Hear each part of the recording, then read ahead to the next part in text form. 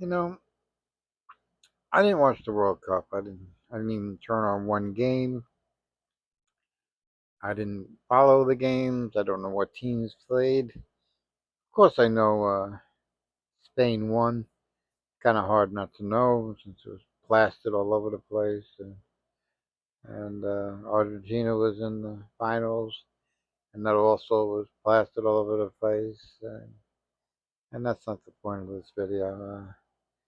It's the point that the people that did go to those games and watched it on TV or at a watch party or something like that. Uh, you're easily entertained. Uh, you'll hang in there for a long time because like soccer games, like the Argentina and Spain game, nobody scored for a very long time. It was a scoreless game. So it's like, and you're still cheering, you're still hoping your team will win and hanging in there, and I give you credit for that, but I can't do that. To me, that's easy entertainment. It's because in all sports. I'm not just picking on the World Cup just happened, so uh, but all sports are the same.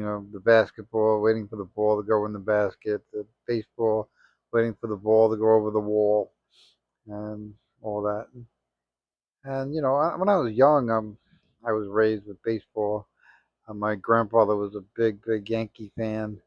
Um, he took me to one Yankee game, so we didn't really go to Yankee games.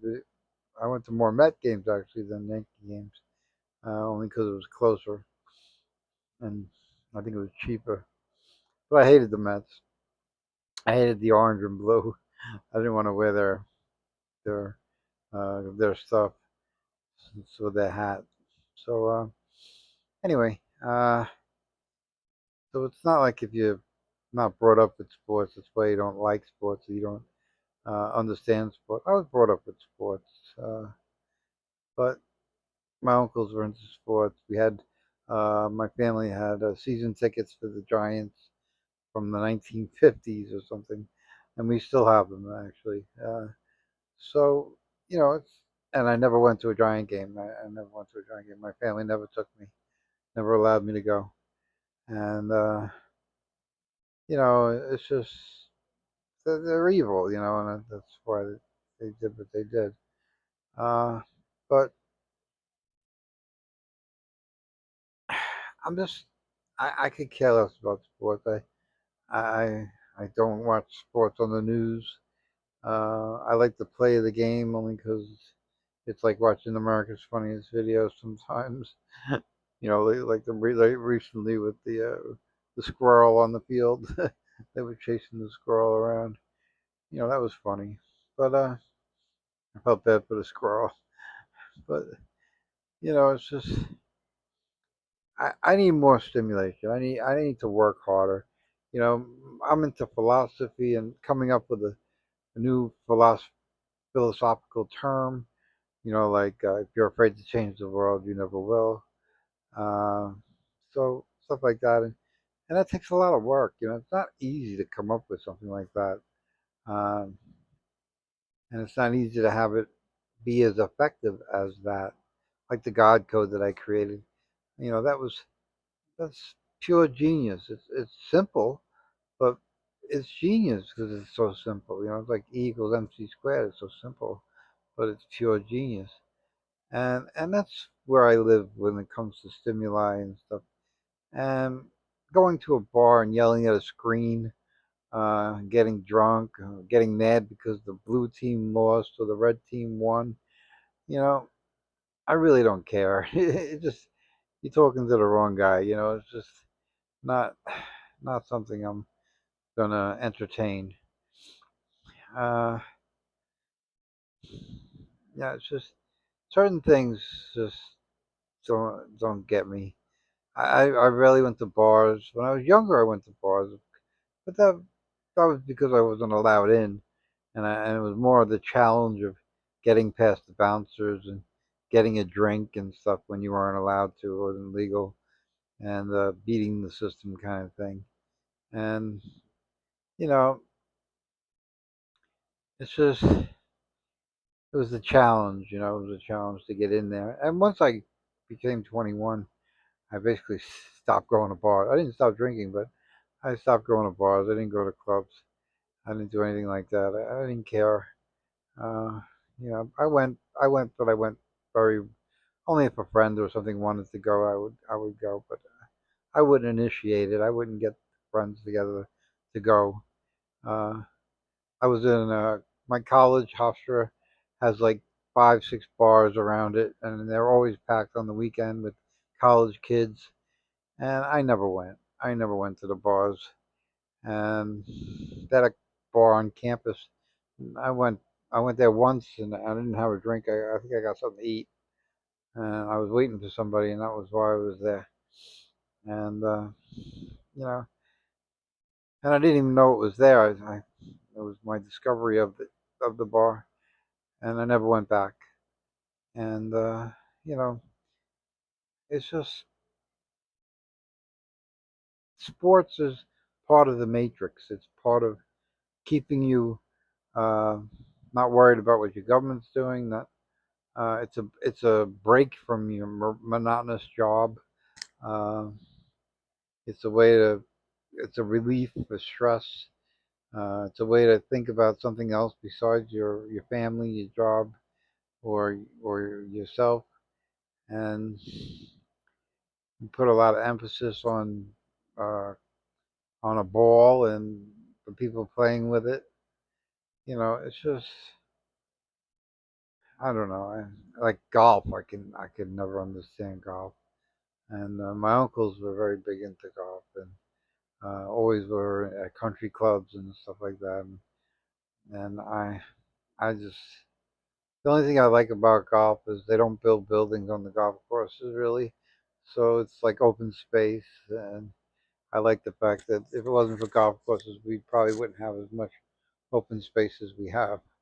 You know, and when they sell a golf course or they retire a golf course, they usually sell it to a condo developer, and they develop it with condos and stuff. So it's short lived. Sooner or later, they'll all be condos. But it's just I don't know. It's just the Matrix is all involved in this, and back in the day, the Matrix was very powerful. It wasn't.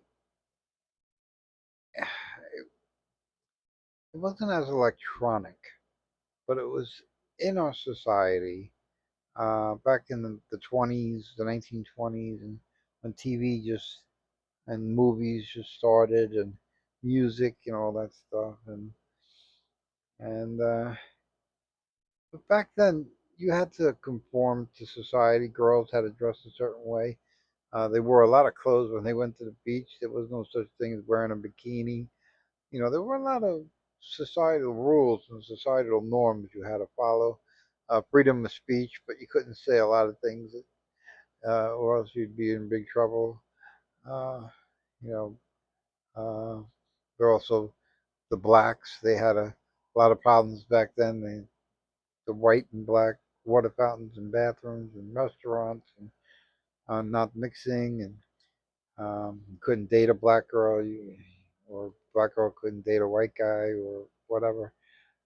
So it was very rigid in the way things were. Uh, and it goes even back to our founding with the English, the way they would march in their army, and they would just be picked off by the Americans because they didn't march in the I don't know what they called them, brigades or something, when they lined up and they would shoot, and then they're in a line. And you've seen the pictures. But and we look at it now and we're like, what, are you crazy? you know but it was very rigid. It was the belief system, and that was the seed of what we have today. you know we act like we're free, and we can make choices in our life, and we can do certain things. that say they couldn't.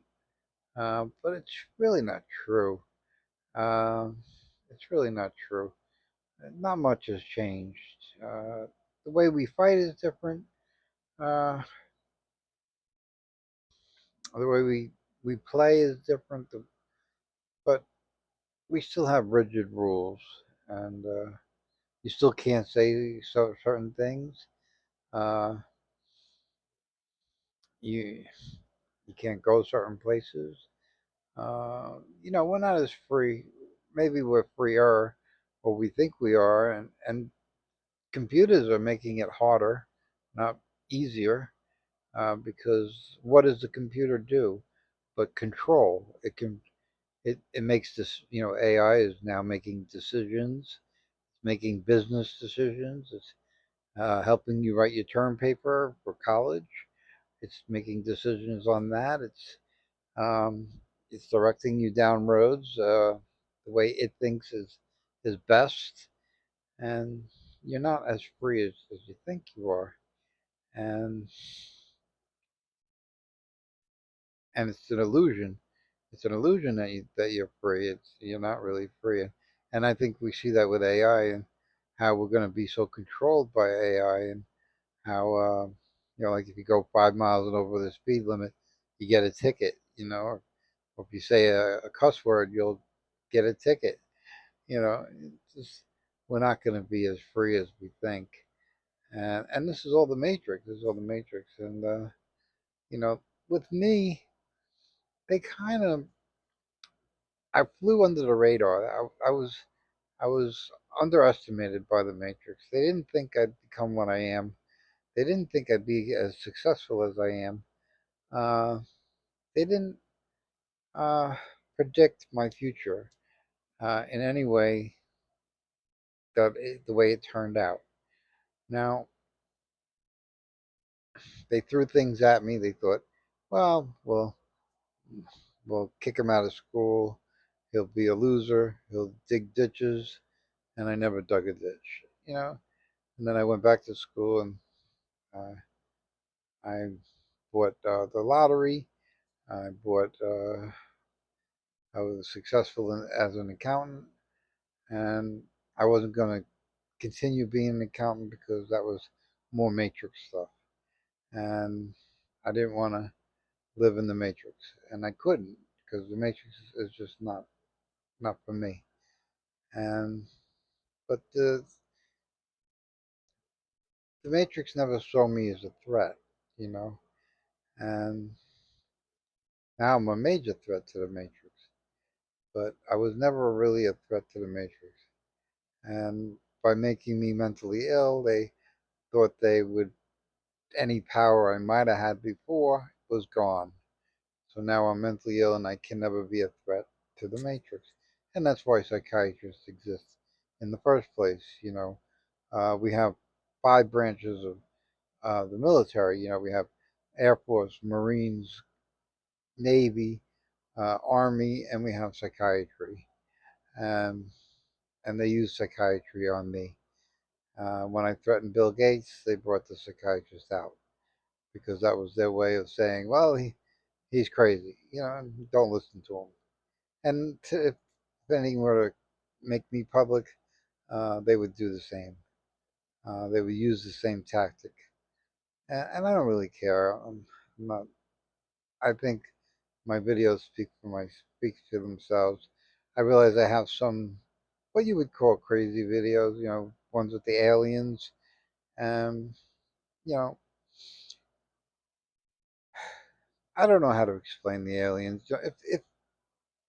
If aliens were bad at hiding, we'd know they're here. But they're very good at hiding. They're very good at doing what they do and not being noticed.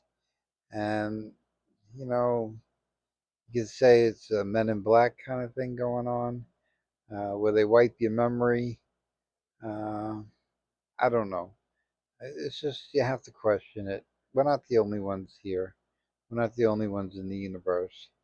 And I think we have enough video to prove that. We have UFO video up the wazoo, and we can't explain not one of it. And it's not drones, and it's not. our planes because the G-force that these things go through, we would all, anybody human, would be dead. So it can't be human. And it's just I can't explain all the things that I've done or I've said, and that's part of my threat to the Matrix is that like you want proof before you do something. You want extreme, not just proof, but extreme proof that something is true before you'll believe it. And I don't need that kind of proof. I go with my gut. I go with my feelings, and my feelings told me that I had seen in aliens. Now, whether I'm right or wrong, it really doesn't matter. Uh, but to say that they don't exist or can't exist, I think is wrong on its face. And I was just entertaining the thought of them existing. And, you know, I think the problem is everybody's looking for the little green guys, and I don't believe they are little green guys. I think they look just like us. And they have different lifestyles. They eat different food. They do different things, but they look just like us. And they congregate together, and they know each other. They know who they are, and stuff like that. And like I said, I could be wrong. Maybe I won't be alive when I'm proven wrong or proven right. But right now, I'm not proving anything. I'm just suggesting. And you know,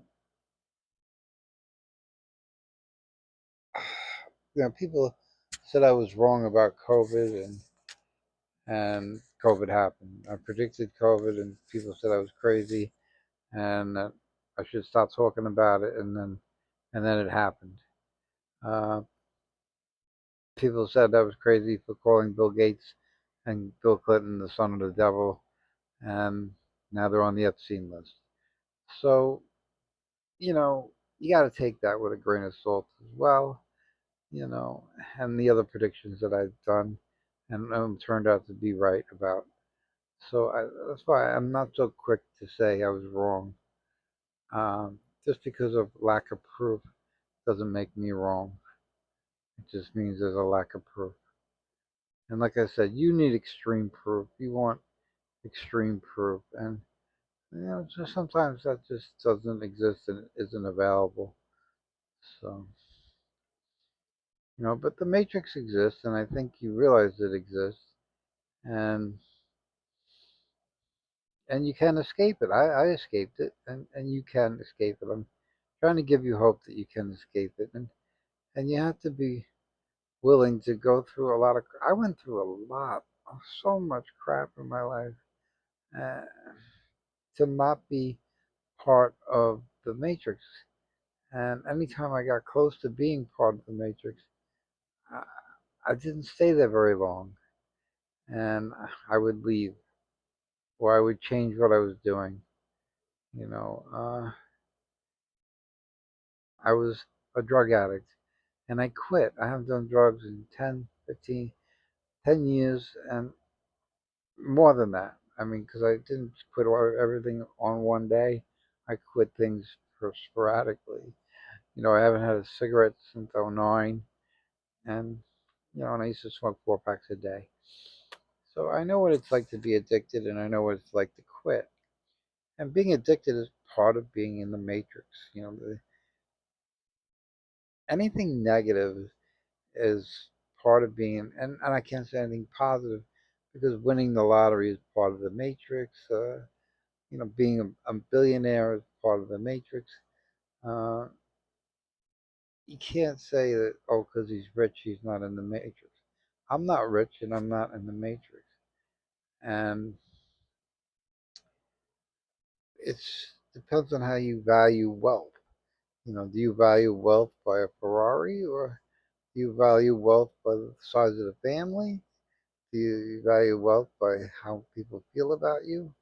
Uh, but, another thing is people want to manifest, say, $1 million or they want to manifest the lotto jackpot, whatever that number may be. And they're not happy until they manifest that check in their hand, or the winning ticket in their hand. And I say you can manifest all the feelings that you would feel if you had a literal winning ticket in your hand. Those feelings, you can manifest them without the ticket. And that's what I do. I'm very happy. I'm very content. I mean, if you won the lottery, how would you emotionally feel? You would feel relieved. You would feel less pressure. You would feel less stress, in the sense that you wouldn't worry about going broke. You wouldn't worry about not getting a meal. You wouldn't worry about not having a place to lay your head. You wouldn't worry about the car you drive. A lot of things you would worry about. Other things, keeping the money, what do you do with the money, all those kinds of things. But I'm not talking about that. I'm talking about the good side of the money that would relieve the stress in your life. And I live a stress free life. So I live as if I won the lottery, even though I don't have the money. And that's being free of the matrix. Because the matrix wants you to stay in a in a psychology of lack. Like I won't be happy until I get the check, until I get the ticket, until I marry the beautiful blonde, until I get that job. I won't be happy until. And when you get that until, you won't be happy either. Because it's, again, like I said on one of my last videos, it's the fantasy you have in your head that what you're going to feel like when you get that winning ticket. You have a fantasy in your head of how you're going to react and how you're going to feel and maybe what you're going to buy. But when you get the ticket, it's a much different thing. But you can have all the good feelings of winning the lottery without actually winning the lottery. And and, and that's and that alone is worth winning the lottery. Winning the lottery is not the thing. It's the feeling, because that's what you're going for. You're going for the feeling. When you sleep with a beautiful woman, it's not the beautiful woman, it's the feeling of sleeping with a beautiful woman that you have. It's all the emotions, it's all the feelings they get wrapped up in that. And that's what you're really after.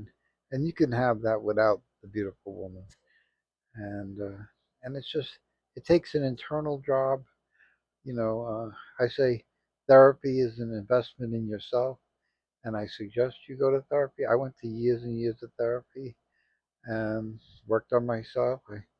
I dealt with all my dark side, and when you get better, you get worse.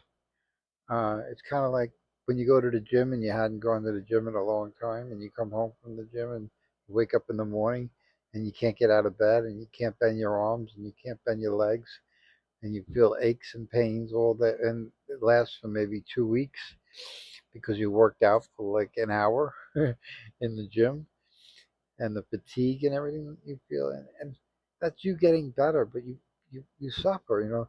When they put you through chemo for cancer, chemo is and radiation is devastating to the body. It's devastating. They can't go to the bathroom. They can't eat. They can't walk. They're very weak. But that's you getting better. That's your body fighting the cancer. And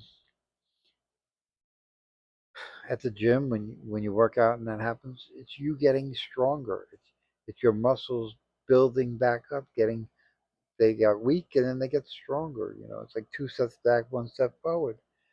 And so in therapy, when you go to therapy, you get worse. You get worse before you get better. And you cry, you feel emotionally a barrage of feelings depending on your circumstance, and it's not a one session thing.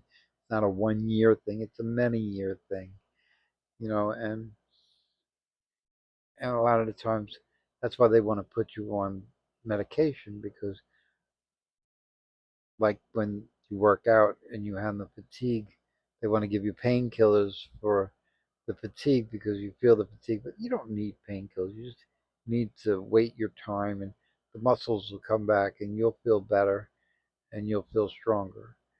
Well, with the mental part of it, you're gonna be screwed up for a while, but you'll come back, and you'll be better for it, and you'll be stronger, and you'll be able to do more of the work. Just like when you get back from the gym, and you get better, and then you can go back to the gym and work out again, and do it all over again. And with the psychology, you can rip peel the onion even further and even further. And and I think doctors are very quick to write a prescription for something they see as being distress, and it's really not. It's growth. It's healing.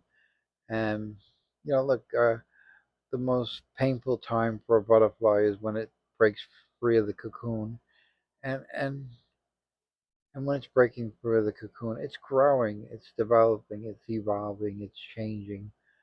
It's going to be a beautiful butterfly if you just leave it alone. And a lot of people want to go and help it out of its cocoon, and the minute you do that, it dies because it has to go through the pain of coming out of the cocoon for it to survive. Its wings have to go through that in order to become strong wings. And if you go over there and rip the cocoon and let the butterfly out, it will go to the floor and it'll die. So that's when you're doing that, it's like the doctor giving you pain meds when you come home from the gym. He's hurting you, he's not helping you.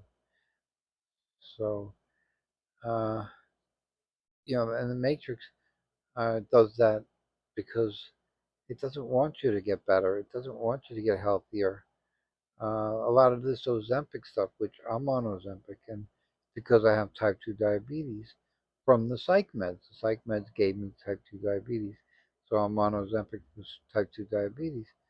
But a lot of the people that don't have type 2 diabetes and taking Ozempic, and it's like I want to take a weight drug, but then I want to sit down and have a bag of potato chips. The two don't fly together. And with Ozempic, you can do that. And I think that's just the way the Matrix is having you lose weight with Ozempic, but still eat the potato chips, and have your cake and eat it too, kind of thing. And that never works out good in the end. That never works out good. So be careful. I try not to. I'm on Ozempic, but I don't eat potato chips. Very rarely I'll eat a bag of potato chips. And if I do, it's a small bag. But, it's just, I try to eat healthy. I don't go to McDonald's. I don't go to diners and eat platefuls of meals of food. And, it's just all within reason. And I try to eat healthy. And I eat eggs. I eat hamburgers. I eat asparagus. I eat mushrooms. I eat cottage cheese. The worst thing I eat is hot dogs. But hot dogs are just easy to make. You throw them on the grill and they're done in a minute.